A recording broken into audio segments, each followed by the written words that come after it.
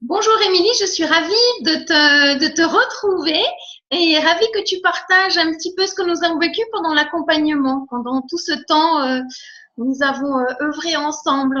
Donc voilà, bienvenue. Merci à toi, merci de me donner cette possibilité. Je suis très contente d'être là. Ok, super. Émilie, qu'est-ce qui t'a donné envie de venir jusqu'à moi? Pour être honnête, j'ai dû relire tout à l'heure ce qui m'a ramené à toi.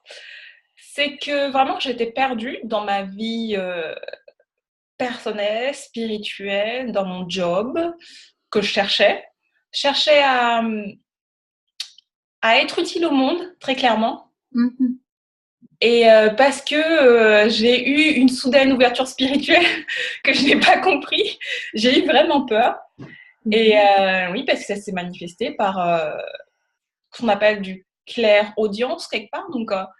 Et ça m'a fait franchement peur. Je viens de La Réunion, donc d'une île, donc tout ce qui est lié à la magie, la spiritualité, c'est ouh. Ouh. Donc voilà. Donc je suis venue à toi parce que je cherchais vraiment un guide, je cherchais vraiment quelqu'un qui est capable de m'épauler et de tout simplement me dire que ben c'est pas grave en fait, hein. C'est naturel, t'as le droit d'être comme ça. Ouais, une étape normale de vibration, de grandissement de l'âme, enfin de déploiement de l'âme, et c'était ce qui t'arrivait. Donc c'est vrai quand tu le vis seul et que ça peut faire peur, quoi, quelquefois. C'est tout à fait ça. Ok, ok. Comment est-ce que ta situation a évolué, voilà, entre le début, quand on s'est rencontrés, et puis maintenant, qu'est-ce que tu perçois des changements? Quand on s'est rencontrés, j'étais vraiment.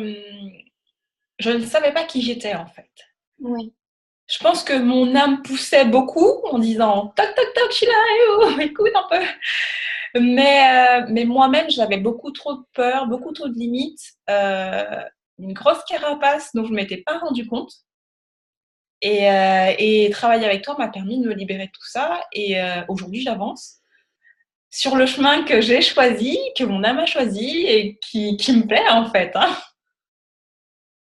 C'est assez chouette. Et les changements les plus importants pendant tout ce temps d'accompagnement que nous avons passé ensemble, est-ce que tu pourrais en nommer quelques-uns qui t'ont été, enfin, qui étaient importants pour toi? L'intuition, déjà, me faire confiance, beaucoup, parce que j'avoue que je faisais beaucoup confiance aux autres, à ce qu'ils me disaient, à ce qu'ils me conseillaient, tout ça, en m'oubliant. Je suis redevenue dans mon féminin sacré, dans ce que je suis, dans ma puissance, dans ma personne, dans ma lumière de femme, en fait. Oui. Euh, une meilleure relation avec ma famille aussi, parce que au-delà de ça, j'ai appris à prendre du recul sur les situations, à comprendre que ce que l'on ressent n'est pas forcément la réalité des choses, hein. Il faut dire ce qui est. Mhm. Et qu'il faut vraiment dissocier ça parce qu'une autre personne face à nous ne ressentira pas les mêmes choses. Donc oui, j'ai beaucoup appris là-dessus, donc ça m'a fait apprendre sur moi. Et, euh, et comme je l'ai dit, maintenant j'ai un job que j'aime. Ça, c'est mon plus gros changement, j'avoue. Chouette, chouette, chouette. Il faut quand même que tu nous dises qu'il n'y a pas longtemps, tu es retourné chez toi, à La Réunion, et que tu C'est as ça. vraiment connecté des choses, des messages, enfin, il y a des choses qui sont apparues. C'est ça. Il y a pas très longtemps, je suis rentrée à La Réunion, il y a à peine un mois. Et, et oui, j'ai découvert des choses sur ma famille, sur ma lignée familiale, des deux côtés d'ailleurs, qui font que oui, ce que je porte en moi est naturel et descend de toute ma famille. Et, et que parce que, comme dans beaucoup d'autres familles d'ailleurs, ça ne se dit pas, il y a beaucoup de secrets, etc. Il y a comment on dit ça, une disparition, une perte en fait dans l'héritage de ce que l'on est. Et quelque part, même des parents ou des arrière-grands-parents, on n'est pas obligé de monter très loin. Il y a une perte de l'héritage de ce qu'on est. Et travailler avec toi m'a permis de comprendre que non, ce n'était pas moi qui étais dans mon, comment dire ça, c'était pas ça venait pas forcément de moi en fait. Certes, le ressenti était le mien, mais la situation dans laquelle j'étais n'était pas forcément venant de moi. Et, euh, et du coup, ça m'a permis de relier aussi les liens spirituels dans ma famille. Franchement, C'était un voyage plein d'aventures. Pas, qui était puissant et tu savais qu'il fallait que tu ailles là-bas C'est ça, pour justement te reconnecter à cette magie-là par rapport à ta lignée, entre autres. complètement. Et que tu as trouvé des réponses et du côté de papa et du côté de maman. Donc, c'est Exactement. formidable. Chouette. Pendant tout ce temps d'accompagnement, pardon, qu'est-ce qui était le plus aidant pour toi? Est-ce qu'il y a quelque chose en particulier que tu aimerais partager? Ce qui a été le plus aidant, ça a été le plus frustrant en même temps, en fait. Ouais. C'est que, oui, non, c'est que parfois, les petites phrases sibyllines qui sont exactement ce que j'ai besoin d'entendre, mais que je ne veux pas entendre, m'ont permis d'aller chercher ailleurs aussi, de travailler sur moi d'une autre façon et pour plus tard aussi, quand notre accompagnement se termine, donc voilà, pour que moi aussi je puisse aller les chercher là où elles sont, là où les choses sont. Par exemple, tu vas me dire un mot, par exemple, pour mon voyage à La Réunion, c'était enracinement. Oui. Et vraiment, je suis allée chercher dans mes racines, je suis allée chercher non seulement dans mes racines familiales, mais aussi dans les racines de la terre, dans tout ce qui est de la randonnée, enfin la rencontre avec la nature, etc. Donc oui, parfois, il y avait juste un mot dans le mail et ça m'énervait, mais ça m'obligeait à travailler aussi. Oui, oui, d'accord. C'était dans. J'ai le souvenir aussi d'une séance qu'on a fait sur le doute. C'est ce que tu te souviens de cette séance où tu étais en plein doute. C'était en plein milieu de l'accompagnement, je crois, au plein milieu. Est-ce que tu te Ouais, ça souviens? devait être la 6e séance, je pense. Oui, oui, oui.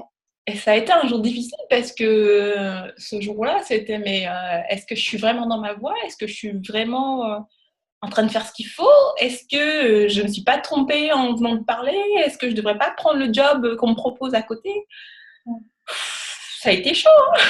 C'était chaud, mais c'était ce que j'ai appelé la séance de doute. Il fallait que tu la vives, par exemple, pour savoir ce que c'est, pour t'en libérer, en fait. C'était ça. Hein. Ouais, c'est tout à fait ça, parce que après ça, quand j'ai réussi à comprendre le doute, la foi et la patience, hein, Oui. quand j'ai réussi à comprendre ça, en fait, ça m'a ouvert d'autres portes que je ne pensais pas possible.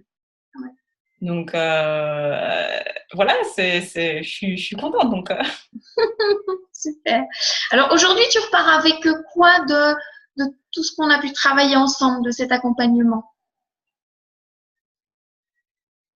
beaucoup de lumière sur moi-même, Ouais. parce que j'ai l'impression d'avoir été cachée très longtemps, d'avoir été cachée à cause de mon empathie, à cause des tabous de la Réunion, des îles, etc., des choses qu'on ne dit pas à propos de l'invisible.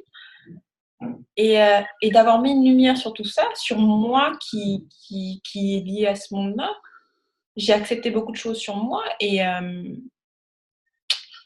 je repars avec une authenticité que je n'avais pas, avec une liberté que je n'avais pas, et beaucoup d'amour. Et je pense que beaucoup de confiance en moi aussi. Croire en mon cœur parce qu'il sait où il va.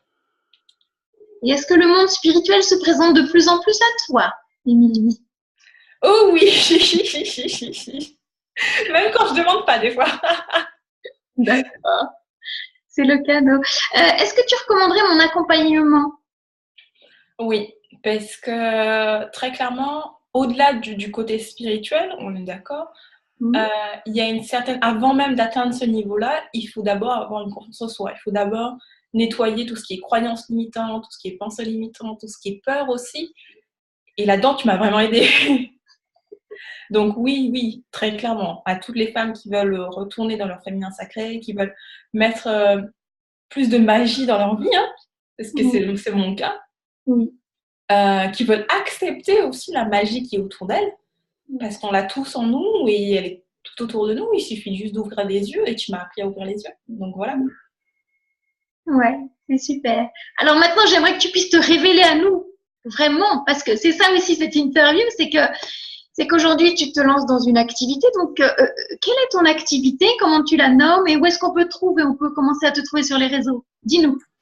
Alors, je suis coach intuitive et spirituelle.